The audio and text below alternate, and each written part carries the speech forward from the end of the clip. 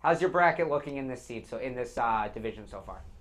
Well, for me, I think that the Southeast is the most interesting conference in all of the tournament right now. Because since once you lost Pitt, you don't really have a clear-cut number one, finisher. For me, the top two would be between BYU and Florida, obviously.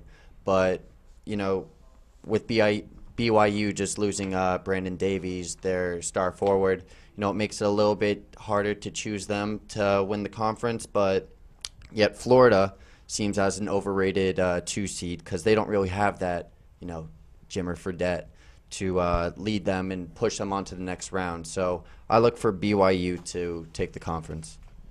But sometimes that's a good thing if you don't have one. A go-to guy is great, but a team like UConn, they scare me just because they rely too much on Kemba Walker. He plays 40 minutes every game. Maybe Florida's more of a balanced team. Everyone gets their fair share. A bunch of people score double digits as opposed to one Jimmer Fredette with 30-something points. Yes, but my counter argument to that is how can you have somebody when the game gets close and the game is on the line, who are you going to look to make that game winning shot? It has to be Kemba Walker. It has to be Jimmer. So you do need that player, but it's also essential for you to have those background players to support them too.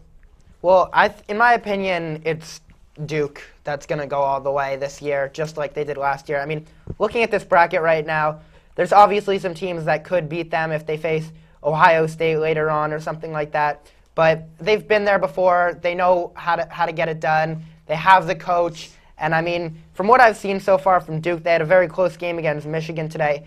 But I just don't really see any clear-cut teams that could come out and beat them. Mm-hmm. What about Connecticut, though?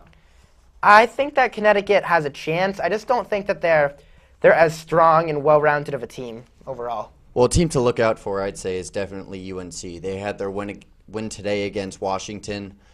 Came down to the final pretty much seconds of the game.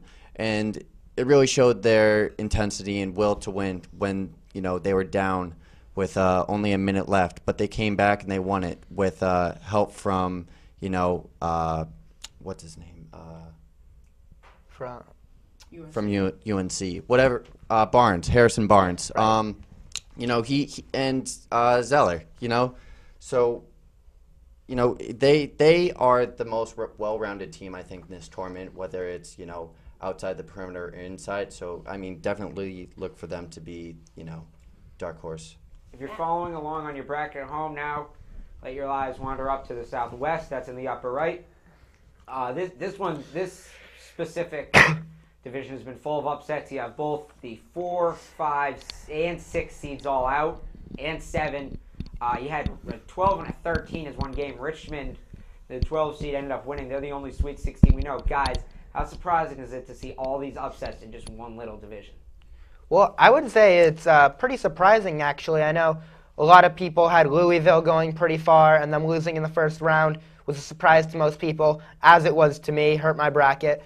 But, I mean, you've got to plan for the upsets. Every year it seems like there's one or two teams that just keep upsetting some teams, and it's hard to predict. Nobody can ever get it right, but it's going to happen every year. So I'm not extremely surprised, but I'm kind of surprised that Louisville lost that early.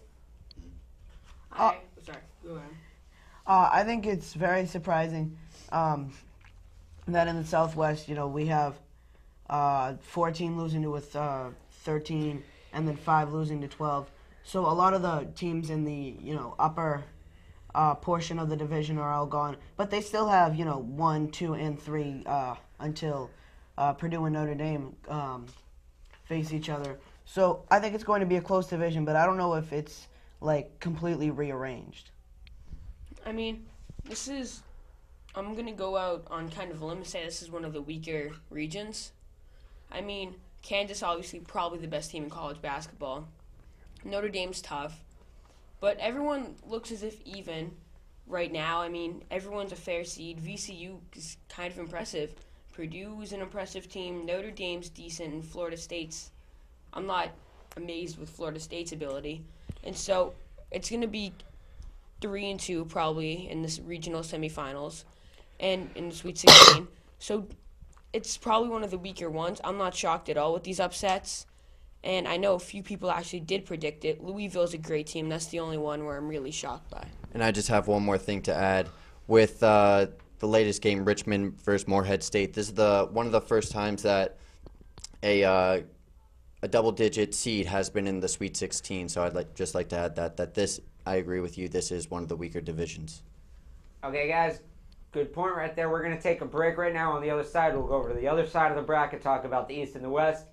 And we have an interview with former NFL player Peter Cronin, who's going to talk about the NFL lockout and player safety. So make sure you stick around. We will be right back.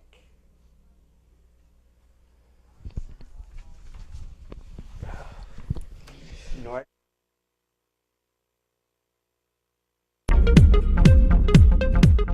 I'm Max Kleiman for YBA Sports. Giving young people the chance and the training to be young broadcasters. That's how YBA started. Hey guys, and welcome to another episode of Backtalk Entertainment. So Ashley, why are businesses using Facebook? Well, the really cool thing about Facebook... Over 370 hours of live student-produced webcast, including the first professional sports event broadcast entirely by kids. That is only the beginning of the story of Young Broadcasters of America. Parents rave about their child's improvement in confidence, poise, and communication skills. But it doesn't come as any surprise to us because we teach Generation Tech how to talk using TV broadcast skills, and the results are amazing. This is the oral communications piece that nobody else has. With a whole generation communicating more through technology than face-to-face, Young Broadcasters of America has created a curriculum for voice articulation that is now available at YBA Online. IPI stands for inflection, pronunciation, intonation, and enunciation. Connecting professional broadcasters with young people has given the next generation of TV talent an edge in communication, in school, and in life. What opportunity do you have as a kid to get in front of a camera, to get behind a mic, to learn how to actually do it? This is the only opportunity he's ever had. Justin, it's good to be sitting right next to you. Nice to be here. They learned everything. They learned behind the camera, in front of the camera, editing, just so much poise, and they really enjoyed it. It was an awesome experience. Perhaps best of all, the young people who train with Young Broadcasters of America have a blast creating a new kind of cool. Oh! And that's how we do it at YBA. Once I was introduced to the whole broadcasting world a year and a half ago, I realized this is what I want to do. You bring the personality within your heart out onto the set, and you show everyone who you really are. Now, his old friends are helping to honor Ace Bailey's name. He was a very important part of our team, but more importantly, he was a great friend to all of us. YBA builds confidence, develops communication skills so necessary in life. Now, YBA is bringing its training to adults and the corporate community, which is desperate to undo what technology has done. For more information about Young Broadcasters of America, log on to youngbroadcasters.com or call 508-650-2000.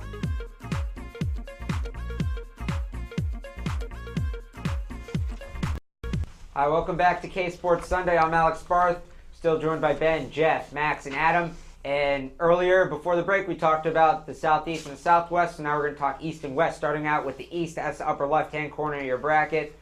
So far, we know two Sweet 16 teams, UNC, who had a close game against Washington earlier today, and then Kentucky, who's a 4 seed. The upset so far, you had 11 Marquette over 6 Xavier, and that's really the only one. So this one going pretty flat out. Guys, what do you make? Who do you have coming out of the East? Well, for me, like I said before, I had UNC coming out of the East at the top. Like I was saying with Harrison Barnes, he's just the overall player, and with Tyler Zeller just being the force down low, I think they're the most well-rounded team. Well, I had Washington coming out of the East, so that didn't work out too well for me. They gave North Carolina a fight, but I thought their offense would be strong enough to get by them. Obviously, that didn't work. So I guess right now I'm going to have to go with Ohio State. They're the 1 seed. They're probably the favorite, obviously. And I really don't see any team that could give them much of a challenge. I think they should roll over George Mason and then Kentucky. I don't think that it'll be that hard for them to get out of the East so far. I have Syracuse coming out of the East. That's probably just because I don't know a whole lot about college basketball.